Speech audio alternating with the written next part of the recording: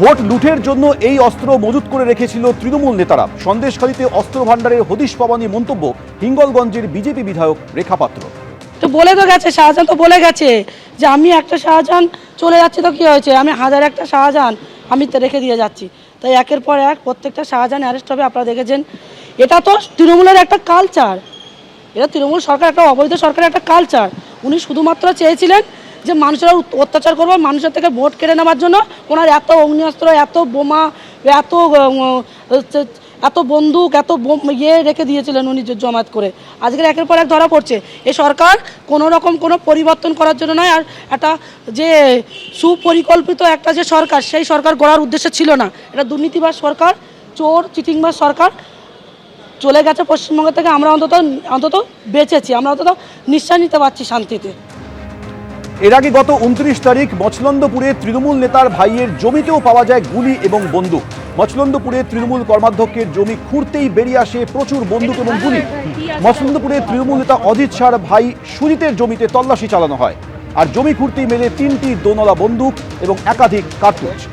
অন্যদিকে মছলন্দপুরে উত্তর 24 পরগনার তৃণমূল নেতার বাড়িতে সারি সারি গুলি বন্দুকের হদিশ মেলে। থরে থরে সাজানো টাকা ছিল, মদের বোতল পাওয়া যায়। তৃণমূল নেতার ভাই সুজিত শাহর বাড়ি থেকে উদ্ধার হয় 27 লক্ষ টাকা।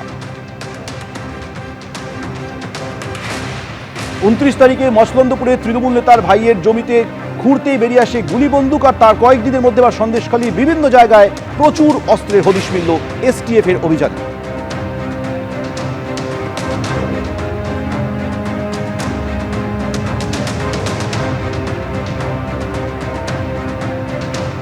আজ সন্দেশখালীর বিভিন্ন জায়গায় এসটিএফ এর তরফে অভিযান চালানো হয়। 18টি আগ্নেয়াস্ত্র পাওয়া গেছে, 56 রাউন্ড কার্তুজ পাওয়া গেছে, 6 জনকে গ্রেপ্তার করা হয়েছে। আর কয়েকদিন আগেই গত 29 তারিখ মছলন্দপুরে তৃণমূল নেতার ভাইয়ের জমিতে গুলি এবং বন্দুকের হদিশ মেলে।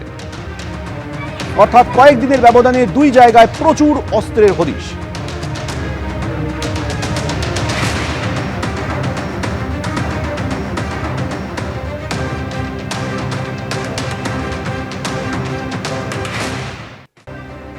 শেখ শাহজাহানের খাস তালুকে অস্ত্র ভাণ্ডারের হদিশ। সন্দেশখালীতে এসটিএফ এর অভিযান, উদ্ধার হয়েছে 18টি আগ্নেয়াস্ত্র, 6 জন গ্রেফতার হয়েছে। বেঙ্গল এসটিএফ এর তল্লাশিতে প্রচুর অস্ত্র ভাণ্ডারের হদিশ মিলেছে।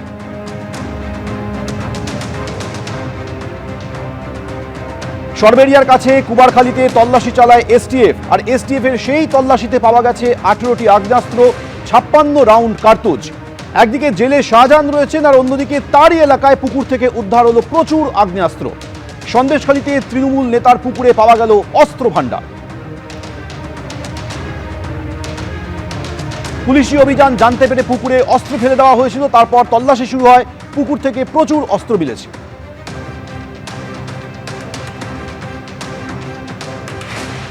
যে আমাদের অভিযান চলে, সারবেড়িয়া বাজার থেকে আমরা একজন অ্যাকিউজকে তুলি, যাদের নাম আছে লুৎফারের মাধ্যমে রমজান মোল্লাকে তুলি, রমজানের লুৎফারের আর এবং তাদের মাধ্যমে রাজাউলকে তোলা হয়। আর এই 3 জন থেকে খবর পেয়ে আমরা এই যে পিও যেখানে বসে আছি, প্রথম রেডটা এখানে হয়, এখান থেকে 5টা আর্মস রিকভারি হয়।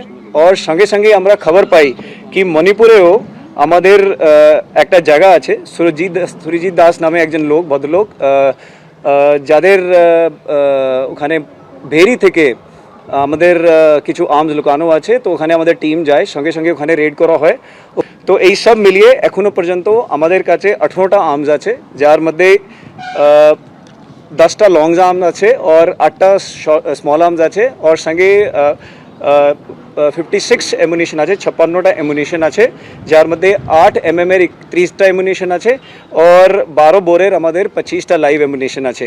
রমজান মোল্লা আর এনার যে পুরো এই নেটওয়ার্কটা, যেটা এখানে আমরা এখনো পর্যন্ত আনআর্থ করতে পেরেছি, এরা mainly associates of Sheikh Shahjahan. STF এর আজ বড়সড় অভিযান। শেখ শাহজাহানের খাস তালুক থেকে অস্ত্র ভাণ্ডারের হদিশ মিলেছে। এসটিএফ এর এই অভিযানে 18টি আগ্নেয়াস্ত্র উদ্ধার হয়েছে। তল্লাশির পাশাপাশি 6 জনকে গ্রেফতার করা হয়েছে। এই তল্লাশিতে অস্ত্র ভাণ্ডারের হদিশ এসটিএফ। আমরা এই মুহূর্তে সরবেরিয়ার খুব কাছাকাছি রয়েছে, একটা আন্ডার কনস্ট্রাকশন বিল্ডিং, সেখানে এসটিএফ ওয়েস্ট বেঙ্গলের যারা অফিসিয়ালস তারা এখানে তল্লাশি অভিযান চালাচ্ছেন। সরাসরি সেই ছবি আমরা দেখাচ্ছি। ইতিমধ্যেই ডু নট ক্রস রিবন দিয়ে এই বাড়ির পুরো সামনেটা কিন্তু এসটিএফ এর যারা আধিকারিক তারা আটকে দিয়েছেন, ভেতরে কাউকে ঢুকতে দেওয়া হচ্ছে না। বাইরে এসটিএফ এর যারা অফিসার তারা রয়েছেন এবং মাঝে ভেতরে কিন্তু সিজার এবং সার্চের যে প্রসেস সেটা চলছে। এসটিএফ সূত্রে যে খবর পাওয়া যাচ্ছে যে আজকে সকাল থেকে এই আকুঞ্জি পাড়া, এছাড়াও মণিপুর, কুমড়োখালি, সরবেরিয়া, এই বিভিন্ন জায়গায় এসটিএফ এর যারা গোয়েন্দা তারা তল্লাশি অভিযান চালাচ্ছেন এবং বিপুল সংখ্যক অস্ত্র সেখান থেকে রিকভারি করা হয়েছে। মূলত এগুলো প্রত্যেকটা জায়গা হচ্ছে কোনো আইসোলেটেড ল্যান্ড, আশেপাশে খুব একটা বাড়ি নেই, এরকম জায়গাতে এরকম একটা আন্ডার কনস্ট্রাকশন বিল্ডিং, পাশে ভেড়িও রয়েছে এবং এসটিএফ এর আধিকারিকরা, আমি বলবো লোকাল থানার যারা অফিসার তারাও রয়েছেন যাতে এলাকায় কোনো অশান্তি না হয় এবং বহিরাগতরা কেউ এলাকায় না ঢুকতে পারে। এবং তারই মাঝে এসটিএফ এর তরফ থেকে গোটা জায়গা এইভাবে ডু নট ক্রস রিবন লাগিয়ে দেওয়া হয়েছে এবং ভেতরে এসটিএফ এর আধিকারিকরা রয়েছেন। এখনো পর্যন্ত যেটা খবর পাওয়া যাচ্ছে যে 17টারও বেশি অস্ত্র রিকভারি হয়েছে। এর মধ্যে অনেক অস্ত্র জলের মধ্যে, পুকুরের মধ্যে ফেলে দেওয়া হয়েছিল, সেগুলো রিকভারি হয়েছে। এছাড়াও প্রচুর কার্তুজ, সেগুলোও রিকভারি হয়েছে। কার মদতে এগুলো রাখা হয়েছিল, কেন এগুলো রাখা হয়েছিল, কোন অ্যাসাইনমেন্টে এগুলো ব্যবহার করার পরিকল্পনা ছিল, এগুলোই এসটিএফ এর গোয়েন্দারা জানার চেষ্টা করছেন। একসাথে 3 জায়গায় তল্লাশি অভিযান চলছে এসটিএফ এর। তার মধ্যে একটি হচ্ছে মণিপুর, এটা ধামাখালী নদী ক্রস করার পর মণিপুর গ্রাম, সেখানে তল্লাশি অভিযান চলছে।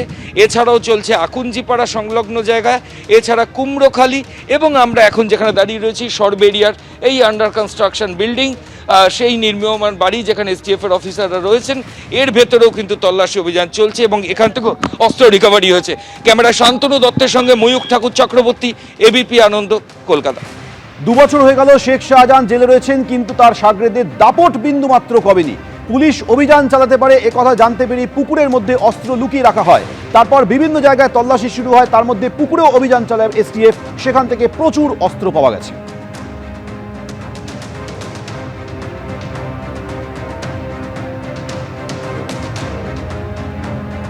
সন্দেশখালীর বিভিন্ন জায়গায় এসটিএফ এর তরফে আজ অভিযান চালানো হয়। মণিপুরে শাহজাহান ঘনিষ্ঠদের বাড়িতেও যায় এসটিএফ এর গোয়েন্দারা।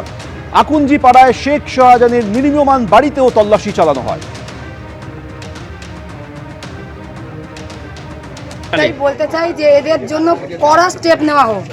এদের অত্যাচারে, রবিনের ভাইয়ের অত্যাচারে, গোপাল দাস, এদের অত্যাচারে সারা গ্রাম ভয়ে কম্পিত।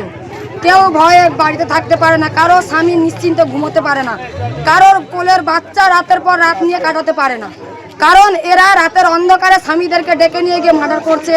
কারো পা ভেঙে দিচ্ছে, কারো হাত ভেঙে দিচ্ছে, কারো স্বামীকে মারছে, এমন বলতে গেলে বলছে মুন্ডু নিয়ে খেলা করবে। এমনও পর্যন্ত দিন গেছে 2024-এ আমাদেরকে বাড়ি ছাড়া হতে হয়েছে। দিনের পর দিন আমরা বাড়ি ছাড়া। আজকে আমরা এটাই বলতে চাই যে রবিনের ভাই আর রবিনের এই যে কাকুলি, এদের কঠিন থেকে কঠিন শাস্তি হোক। এবিপি আনন্দ, এগিয়ে থাকে, এগিয়ে রাখে।